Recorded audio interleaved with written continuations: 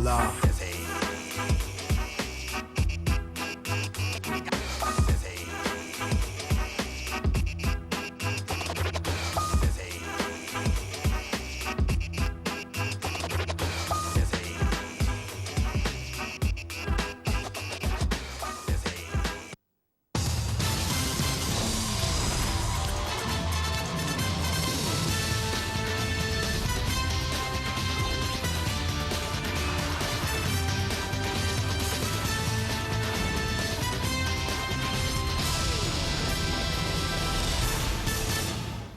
NFL Network. The Rams know a little something about football. But like the Mississippi, they rise and fall. Farrell gets it, he goes down! Holy smoke! See, Mike T is likely wise beyond his years to rise among his peers while vying to steer 75 years of a terrible tower-waving Steeler nation paved in black and gold streets back to the bold seat of Super Bowl supremacy. In this, their 70th year, man, they've been singing the blues like the music made in their hometown of St. Louis. See, the game's scary with James Ferrier in the picture, posing with Hagans and Harrison, who won't hesitate to hit you. Larry is likely to put foot in that AstroTurf. Pass won't work when the secondary superior. Townsend and Taylor make players feel inferior. Now, Steven been keeping them breathing, even when they're sketchy. Like the gateway to the West, no matter the season, he remains steady. Y'all know what time it is. Big Ben throwing with maturity and confidence, with helpings of Heath Miller and damaging throws to the stealthy deep thriller Santonio Holmes. Hines Ward defines heart. Pass catcher block, that cat has heart. This is Pittsburgh, where beatdowns are prominent and defense is dominant.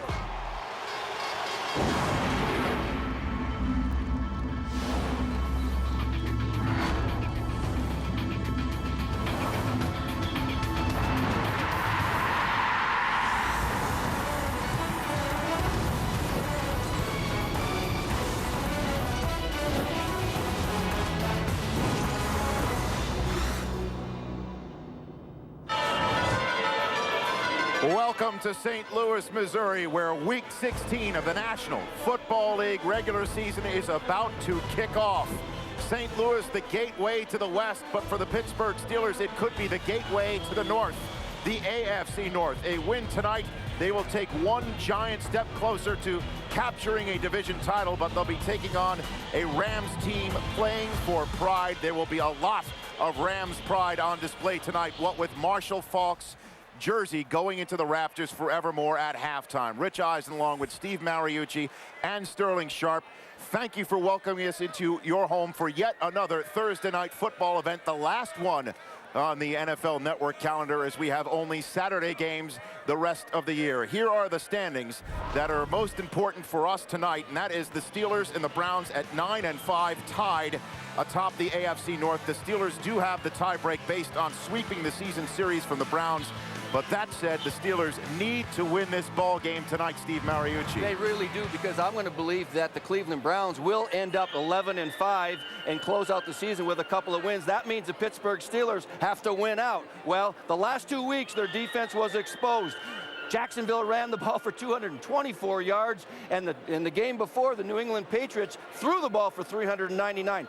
The St. Louis Rams are capable, Sterling, of doing either of those. With that great passing game and Steven Jackson, they've got to hold that team down early. For the Pittsburgh Steelers, it's simple. Your offense has got to come out lights out because your defense needs you to have a lead. They need to make the Rams one-dimensional, and the way to do that, to eliminate Steven Jackson, is to make sure that the score is high enough that you force the Rams to only throw the football. If the Rams can stay balanced in this football game, Rich, it's going to be tough for the Pittsburgh Steelers defense to get off the field. And there's a lot of history that can be made. Torrey Holt, Isaac Bruce, and Hines Ward can also set personal and all-time records on this field tonight. Adam Schefter joining us from the field right now with some final thoughts. Adam. Rich, you mentioned more. It's a cold and rainy night in the city of St. Louis, where better than 60,000 are expected to gather under the roof at the Edward Jones Dome for some Thursday night football. With 11 losses, the hometown Rams this season have long since foregone their playoff hopes. But as they take the field tonight, they could very well impact the postseason fortunes of the suddenly slumping Pittsburgh Steelers, who come in at 9-5, but in desperate need of a win.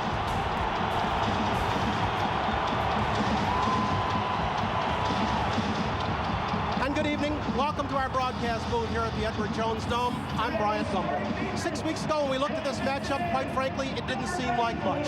The Rams were 0-8, the Steelers were 6-2, and appeared to be assured of a postseason berth. But over the last 6 weeks, both of these teams are 3-3. And while the Rams are playing better, that postseason berth of the Steelers suddenly looks very much in jeopardy. Chris Collinsworth is not with me tonight. He'll rejoin us in Carolina, so I'm pleased to again be joined in the booth by Deion Sanders and by Marshall Faulk, whose number 28 will be retired at halftime tonight. Congratulations. Thank you. Let's talk about the Steelers first off, Deion. They've had a good season, but they've played bad of late. Last 2 weeks, they've lost 2 weeks in a row. Their quarterback's been sacked 8 times, and their defense is giving up a whopping 63 points. What's going on? Speaking of defense, Marshall, you know they do have the #1 defense in the NFL, but they've relinquished 2 100-yard rushers in their last 5 games. Their defensive line, they're great. They're sufficient. They got to stop the run. Linebackers, smart, quick, intelligent. They must get some pressure on the quarterback. And as far as for the secondary, they can't allow the play-action pass to beat them. Ben Roethlisberger sacked 43 times this season, second most in the NFL. They must rely on Willie Parker early and often. He wants the ball. He's a Pro Bowler, and they need to control the time of possession. You know, speaking of offense, when you look at the Rams, what they show you is they're a team that's in an identity crisis. They want to feature Steven Jackson, but they have the receivers in Bruce and Hope, and they want to throw the ball. That's causing problems. On defense, they're a defense that has gotten better, but when you look at them, they're making mistakes, and they're giving up big plays in the passing game. We have a lot of offensive weapons out here tonight. We got Jackson, we got Bulger, we got Holt, we got Parker, we got Roethlisberger. High-scoring ball game? No. Defensive I think low scoring. And what about halftime? You excited? I am excited. I am excited about it. Proud of my boy. We've got a big ball game ahead. It's the Rams and the Steelers. We're getting set for our national anthem. Let's turn it over to our public address announcer. The colors of our country and the performance of our national anthem. Presenting the colors of our country today are members of the United States Marine Corps. And now performing our national anthem, Grammy-nominated and Warner Brothers recording artist, Mr. Brian McKnight.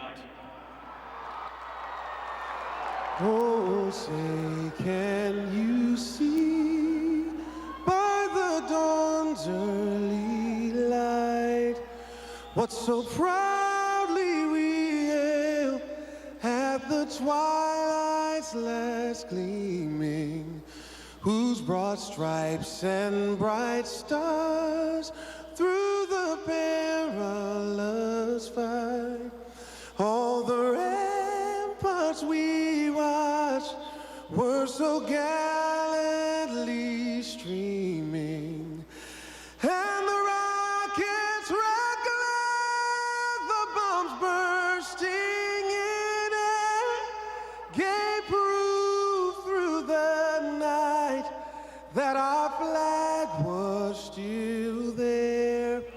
Oh, say does that star-spangled banner yet wave o'er the land of the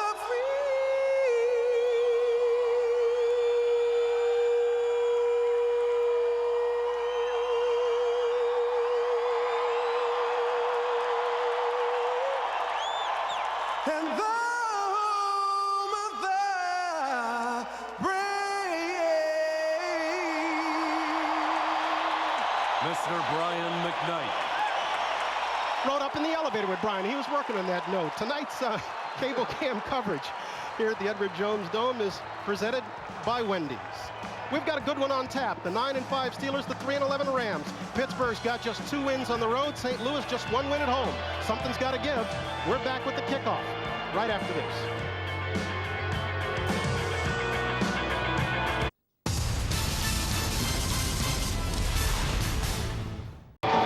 Tonight's ball game on NFL Network is brought to you in invigorating, illuminating, high-definition television.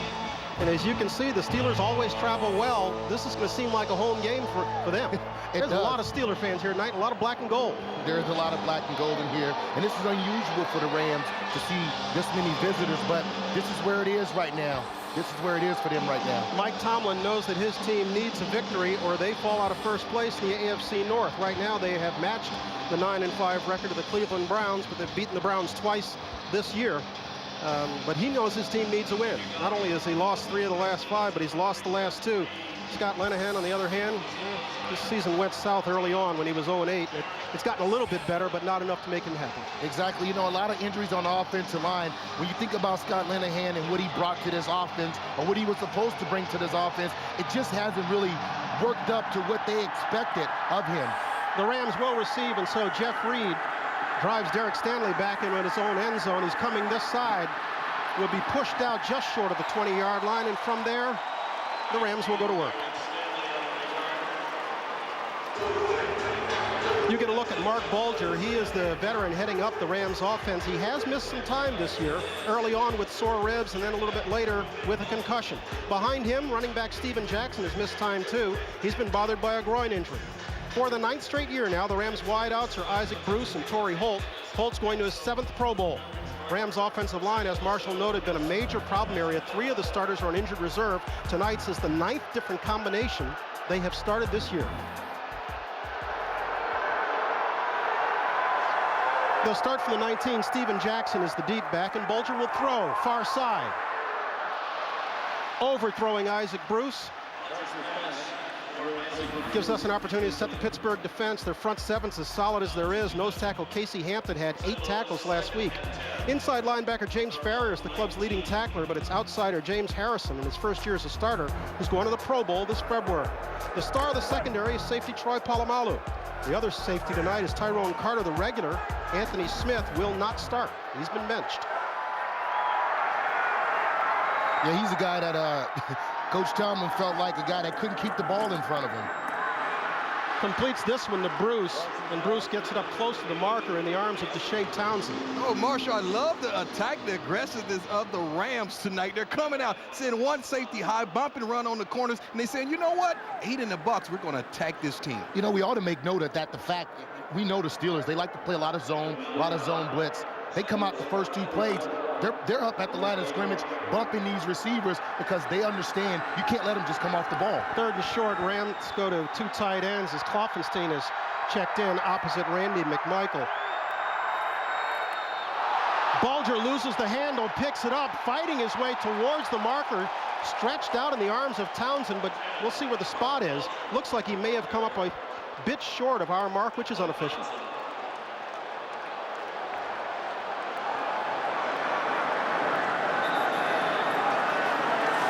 And we're not even going to get a measurement. Well, you know, this is similar to the Seattle game. You know, they had the ball down on the 1-yard line, fourth, and the same thing. It's something with the quarterback-center exchange that you just don't expect that. There's no excuse. In all fairness, Andy McCollum has been playing there, and Brett Romberg has gotten a start tonight, and Romberg hasn't played for the past couple of weeks, so they haven't worked together an awful lot. That's been part of their ongoing problem. It's a very difficult spot. He comes up about 8 inches short. That's a terrible spot. That's a terrible spot.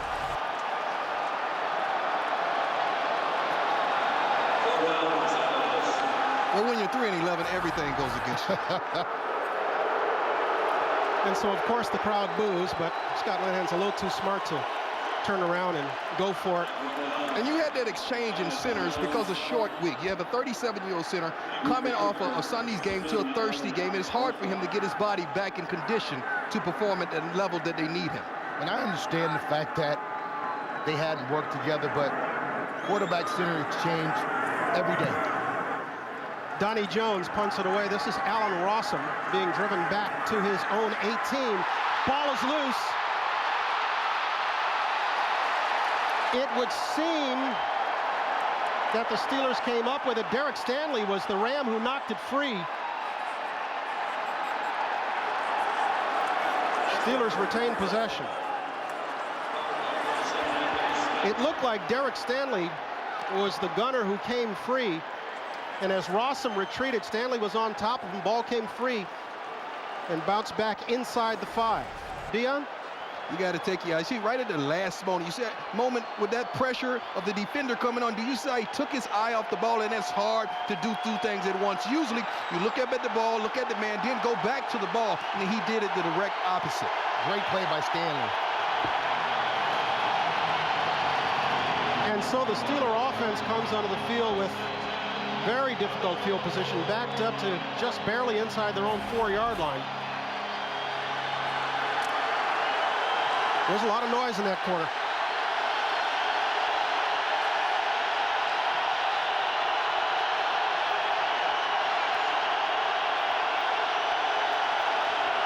Parker is the deep back. That's Heath Miller in motion.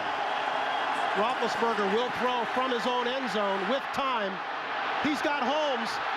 Holmes at the 50. Holmes with a step on Bartell. Bartell drags him down at the 14-yard line. You know, so ironic about the Pittsburgh Steelers coming out. Usually they are a bread and butter, tough team. They're going to run the ball when they're back in the end zone. He comes out and throws to Santonio Holmes, who told me in pregame, you know, Prime, I had him beat deep a couple times last week. Then threw it late. He didn't throw it right on my break. Therefore, the ball didn't get there on time. A double pump, but he still was able to make the play. An 83-yard completion. Give Willie Parker credit for pricking up Brandon Chiller, who was applying some pressure to Roethlisberger. And suddenly, in just one toss, the Steelers get out from their own 4 to St. Louis 12-yard line. This is Parker with his first carry of the night, and he's dropped for about a 3-yard loss. You know, Will Witherspoon was the first one there. Just going back to where's your ball skills right there. You have to, there's a must to have the wherewithal to look back for the ball. At no point in time did he try to locate the ball. Marshall, at that point, fear. Fear has set in. You're not thinking about locating the ball. You're thinking about locating the man. With all these people in the whole NFL watching on a Thursday night, and you find yourself getting beat on the first defensive play. That was Roethlisberger's first completion for over 40 yards since back on November 5th. You know, this has to drive him crazy. You know, built the defense up. Guys are playing well, and now you give up the big play. Najee Davenport checks into the backfield, and he's stoned also and pushed back to the 19-yard line. Brandon Chiller was the first one to get there. And following the big completion, the Steelers have lost yardage on their first 2 downs. This will be 3rd and long. You know, we talk about that one-dimensional thing, and if the Rams can make the Steelers one-dimensional, and they can't run the ball and they have to throw it, that's when the Steelers fall into that trap. Bruce Arians must continue to run the ball, and whether if they get yards or not, to keep the Rams off balance. Well, let's give the Rams some credit. They haven't allowed a 100-yard rush this season. It's because people throw the ball on them, Dion. Roethlisberger to the end zone. Touchdown, Steelers. Nate Washington. And just like that, barely 4 minutes into our ball game, the Steelers go 97 yards.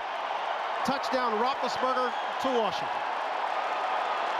You know, you commit to the run and you want to stop the run. You're playing man on the back end. You're asking the safety to do too much.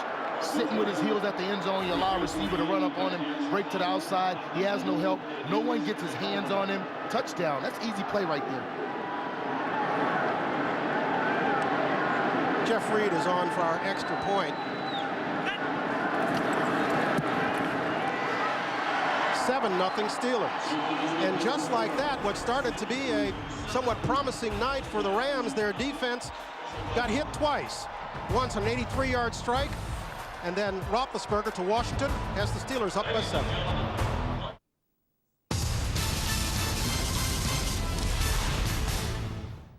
Live the NFL this season on NASN.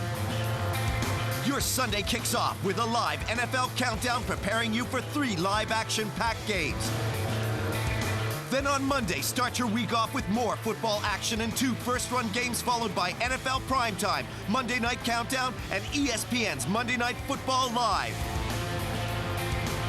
Catch daily news and analysis from the experts with NFL Total Access every weekday. And see the best weekly magazine shows including NFL Game Day, Who Is, and Top 10. And as the top teams fight for playoff places, NASN will bring you even more live crucial clinching games. With all this great NFL action, NASN is the only network for true football fans. Log on to NASN.com for scheduling and information.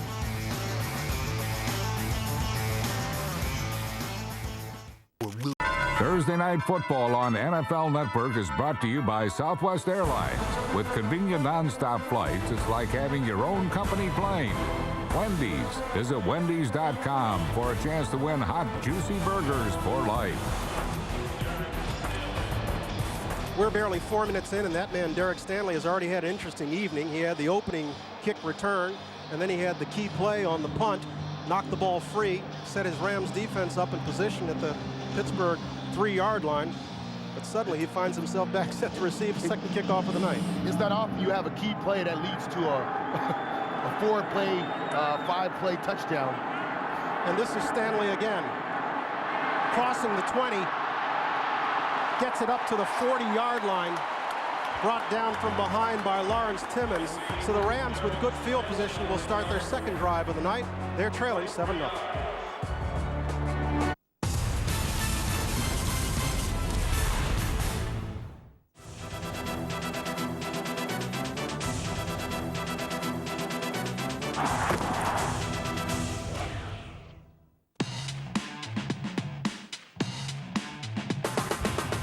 In 2006, Steven Jackson of the St. Louis Rams established himself as one of the NFL's elite running backs.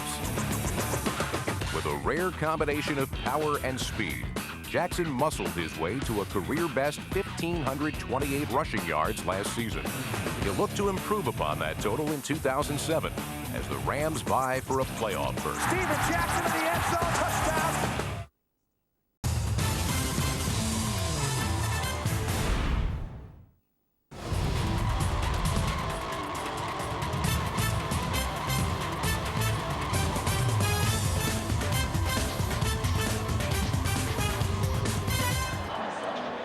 Following the 83-yard completion of Santonio Holmes, Willie Parker had 1 carry, after which he was replaced by Najee Davenport, and Parker has gone to the sidelines and doesn't seem horribly concerned, but they have been working on him while we were away.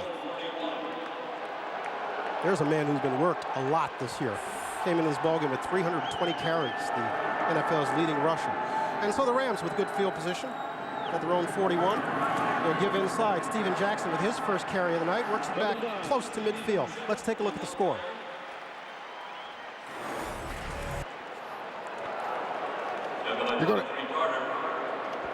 Right here, you have a cover 2 shell. You have a bunch to the left side of the defense. And the cornerback, Jonathan Wade, you're not being threatened in the corner. Sink back. You got to play the sticks. 3rd and 14. You got to play the sticks and get your defense off the field. Wade, a rookie, got caught. It's 2nd and 3. Fake to Jackson. Bulger completes this in a Torrey Holt, his first catch of the night, crossing the 35 before Ike Taylor drags him down. Guys, this is a timing offense. As a cornerback, if you don't get your hands on Torrey Holt and Isaac Bruce Marshall, you know it's going to be a long day, and you cannot allow these guys to get inside. They are route specialists. They learn from the best, that guy being receivers coach Henry Ellard. And that's it. That's it. If you don't get a hand and you don't contest these guys at the line, they're going to have a field day. Didn't you tell Ike Taylor this yesterday? I told him that yesterday in our meeting, and he has to bump that guy. He don't need to worry about the speed of those guys. Jackson, lone back, spins out of 1 tackle, finds running room, getting close to the first down mark before Ike Taylor spills him there after a gain of 9. It was Larry Foote whose tackle he broke in the backfield. And this is what I'm talking about. When you get the Steelers, you gash them with the pass, you mix up some run, and what happens is they want to blitz you. They'll run a run blitz here, and when they run that run blitz, now you pop through the seam, it's all open, there's daylight for you. Willie Parker's condition seems to be more than just a passing thing.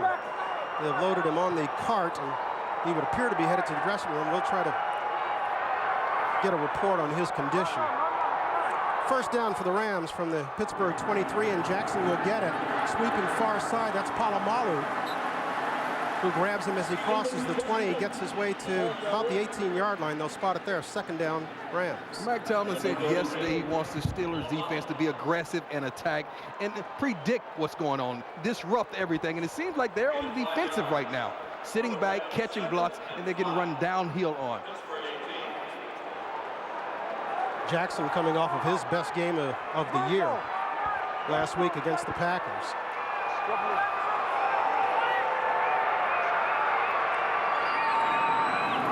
Second and 5, fake to Jackson. Bulger with pressure from the outside, escapes it and flips it for Jackson, who would seem to have another St. Louis first down. It was James Harrison that came around from Bulger's blind side and went for the strip. And Bulger escaped. In watching this offense, I'm not surprised. I don't know about you guys. They move the ball very well in the first half. It's just as they get closer in the red zone, whether they score touchdowns, and definitely in the second half, whether they move the ball. Down at the 12-yard line, what has been a good drive for St. Louis.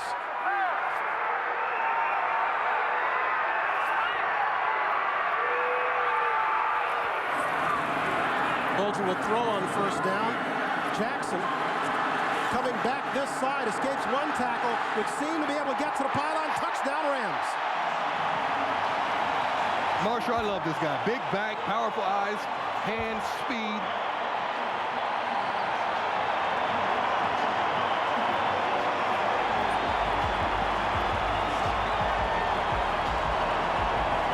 Your basic nightmare, then. Yeah, he's a nightmare.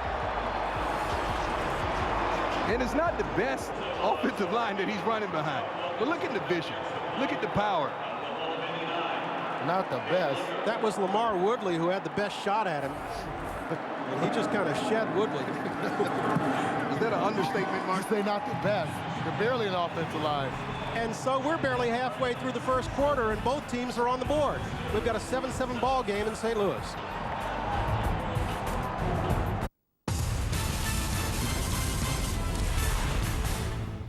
And Yankee fans are like oil and water. Cubs and White Sox fans at the same dinner table? Bad idea. Despite their differences, fans do have one thing in common. Their heroes all wear Majestic Athletic, the official uniform supplier for all 30 Major League Baseball teams. Available now all over Europe at NASN.com.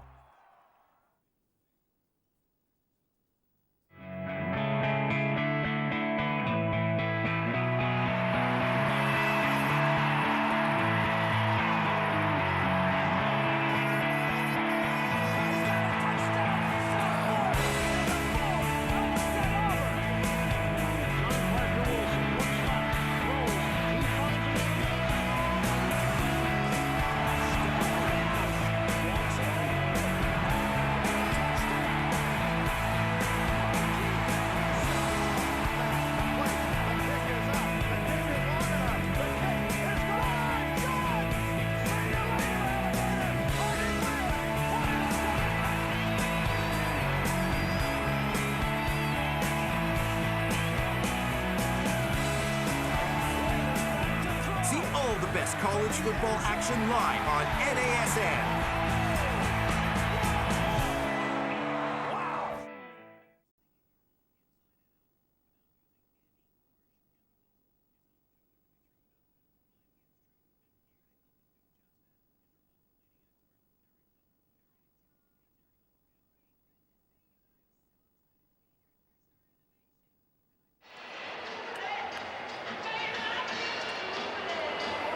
Good look at the Gateway Arch on this Thursday night, 5 days before Christmas. Tonight's aerial coverage is being presented by Sears.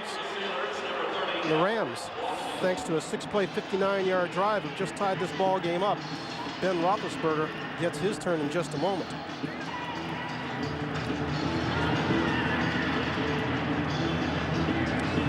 Jeff Wilkins will kick it away. That is Alan Rossum, the lone return man. He'll take this at his 4.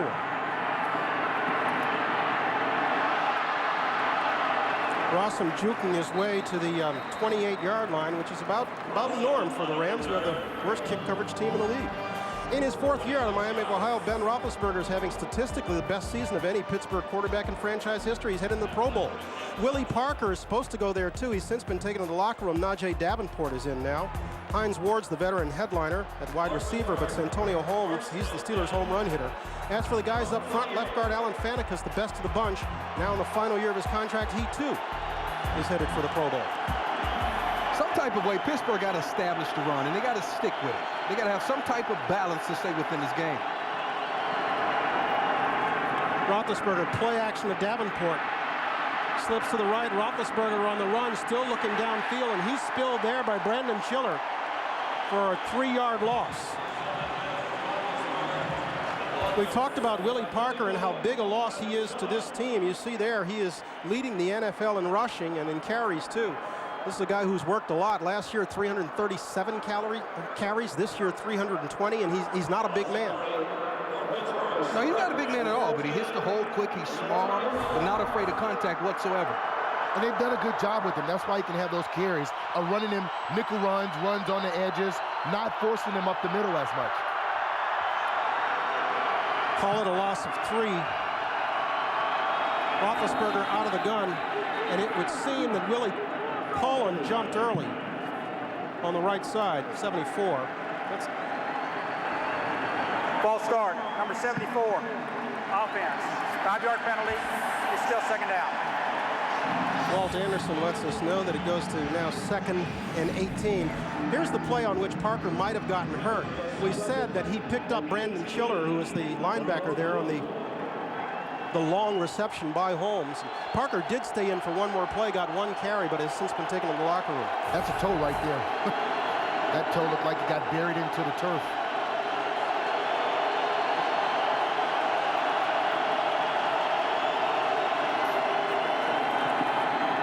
Roethlisberger throwing and completing to Holmes again, slips 1 tackle, and Holmes would seem to have enough for a first down. Now, he's the explosive receiver of the Pittsburgh receivers core. Learned a lot from Hines Ward. He's going to work this offseason with Jerry Rice because he says he wants to simply be the best. Watch how he comes off, press bail by the cornerback, turns, get upfield, and get positive yards. That's Jonathan Wade again. The poor rookie out of Tennessee, pickup of 23. And that's a guy who's getting a lot more play right now because of injuries. And you look at it, you have the Pittsburgh Steelers backed up, and you give up, I mean, not just give up the pass, but the run after the catch. It's a must to make that tackle. Kerry Davis now the lone back for the Steelers, and he gets the carry. Gets 3 off the right side. You know, they trust Big Ben enough to allow him to more flexibility in this offense to check out of plays when he has a desire. Now, I just saw him walk up to the line, and he sees 8 guys in the box, one-on-one on the outside, Marshall, but he continues to call a running play. It's going to be interesting to see what happens with this Steeler offense without Willie Parker. You know, Willie Parker is the threat. They play action off him, and they run the ball to him, and without him in the game, it's going to put more pressure on Ben to deliver the ball downfield. Davenport is checked back in. The Steelers thin at running back now with just 2 dressed. Roethlisberger buying time, still looking upfield, and he'll throw this one away. That was Corey Chavis, who seemed to chase him out of the pocket. If you look at the Steeler team, they're not a team that's built to throw the ball up and down the field like this. Their offensive line, they love coming off the ball with the run block. Sitting back, they can't hold the pocket long enough for Ben to throw the ball down the field without play action. Well, they're giving up a sack every 10 pass attempts, Marshall, and that's a lot. And in 2 games, the defense hasn't gotten a sack. And so the crowd gets into it once again as the Steelers are facing 3rd and long, 3rd and 7. Not terribly long. One-on-one backside. He'll try to beat the play clock, and he gets it off. Roethlisberger going for Holmes, but overthrowing him. Corey Chavis trailing on that play. And the Steelers will have to punt. You know, the Rams feel like anything 3rd and anything more than 7 is something to where they can manage the Steeler offense. Like the Steeler offense, unless they are going to Hines Ward, they can manage it. He's their guy. We're not seeing the Steelers offense, Marshall. I don't know who these guys are. This is a ball control team. Daniel Sepulveda, the rookie left-footed kicker, fake, completes to Davenport, wide open. Davenport to the 23-yard line. There was nobody within 10 yards of him when he caught it.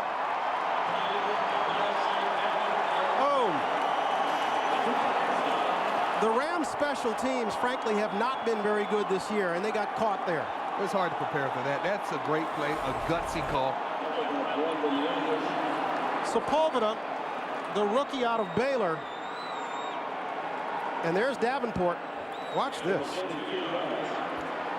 My goodness. You know, right there, that's just a nightmare for special teams coach Jeff Horton. You don't want to see that. Your defense, you backed them up, you stopped them, you got a big stop on third down, and then you give up a play like that. Pickup of 32 on what was 4th and 7. And Davenport will get a carry here. I see you shaking your head, maybe Marshall. 1 or 2 yards before James Hall brings him down.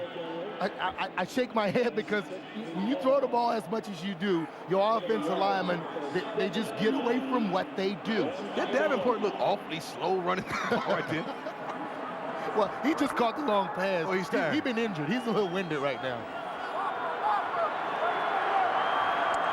As you can see, Willie Parker has added a little bit of equipment there in the form of a crutch as he came out of the X-ray room, so that does not look good for Steeler fans. Roethlisberger goes down.